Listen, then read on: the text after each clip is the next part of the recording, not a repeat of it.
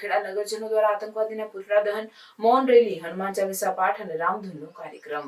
જમ્મુ કાશ્મીરના પહેલગામમાં 28 નિર્દોષ, જેમાં 26 ભારતીય મૂળ અને 2 વિદેશી વ્યક્તિના ધર્મ જાણીને આતંકવાદીઓ દ્વારા ગોળીબાર કરી નિર્મમ હત્યા કરેલ છે, જેને લઈ લીમખેડાના નગરજનો દ્વારા આતંકવાદીઓ વિરુદ્ધ આક્રોશ દર્શાવવા પુતળા દહનનો કાર્યક્રમ રાખેલ અને પાકિસ્તાનનું પુતળું સળગાવી પાકિસ્તાન મુર્દાબાદના નારા લગાવવામાં આવ્યા। ત્યારબાદ લીમખેડા નગરમાં મૌન રેલી કાઢીને 2 મિનિટનું મૌન પાડી હનુમાન ચાલીસાનો પાઠ કરવામાં આવ્યો। ત્યારબાદ રામધૂન કરવામાં આવી હતી।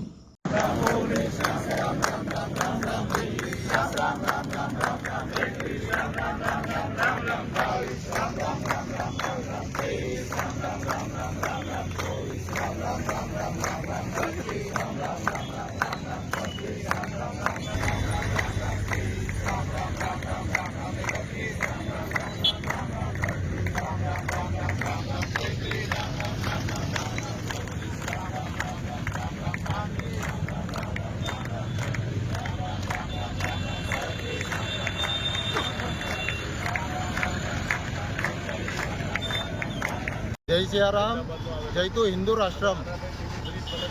હાલમાં જે બનાવ બન્યો છે પહેલગામમાં, જેમાં હિન્દુઓને પૂછીને ગોળીઓ મારવામાં આવી છે આતંકીઓ દ્વારા, એને કડક શબ્દોમાં લીમખેડા તાલુકાની જનતા વખોડે છે અને ભારત સરકારને ઉગ્ર માંગણી કરીએ છીએ કે આવનાર સમયમાં પરચો બતાવવાની જરૂર છે।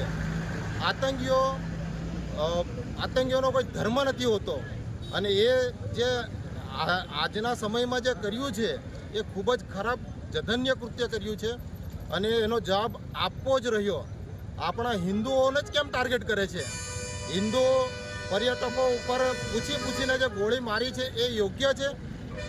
આવનાર સમયમાં અને હાલમાં ભારત સરકારને એક જ ઉગ્ર માંગણી કરીએ છીએ કે શક્ય એટલો આ આતંકીઓનો ઈલાજ કરવામાં આવે। જય શ્રી રામ, જય તુ સનાતન।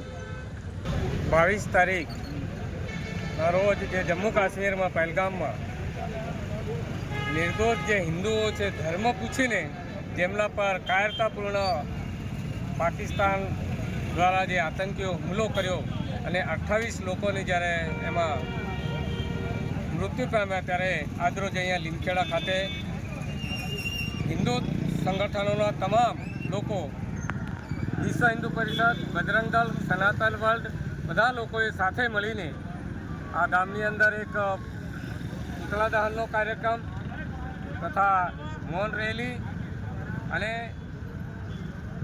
હનુમાન ચાલીસાનો કાર્યક્રમ રાખવામાં આવ્યો હતો।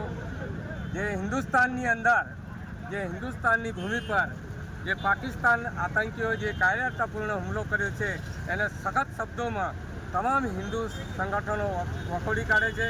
એમની સામે સખતમાં સખત કાર્યવાહી કરી અને પાકિસ્તાન સામે પણ આ હિન્દુસ્તાન સખત કડક પગલાં લે અને આ જે આતંકવાદ છે એ નેસ્ત નાબૂદ કરવા માટે સરકાર પગલાં ભરે એ માટે સમગ્ર હિન્દુસ્તાનની પ્રજાનો આક્રોશ છે, લાગણી છે અને આ હિન્દુસ્તાનની માંગણી છે કે કાયમ માટે આ હિન્દુસ્તાનનો આતંકવાદ ખતમ થાય એ માટે સૌએ અહીં અત્યારે રેલી કાઢી એક આક્રોશ વ્યક્ત